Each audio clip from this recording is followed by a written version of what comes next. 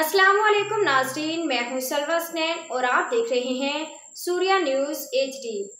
आइए नजर डालते हैं आज की अहम उबाड़ू रिपोर्ट। सादिक लगारी कमून शहीद धरना किसी भी सूरत में खत्म नहीं होगा, चाहे सिंध हुकूमत जोर आजमाई कर ले।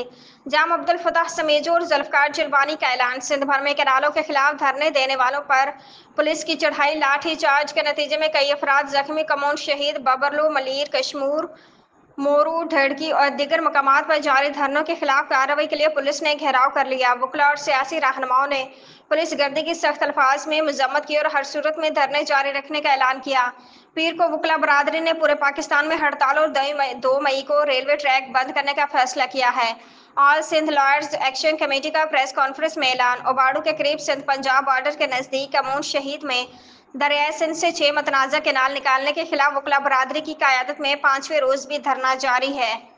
धरने की क़यादत सिंध बार कौंसिल के मेंबर जुल्फकार अली जलबानी, तालुका बार ढड़की के सदर STP के वाइस चेयरमैन एडवोकेट जाम अब्दुल फताह समेजो और उबाड़ू बार के सदर कादिर बख्श भट्टी कर रहे हैं।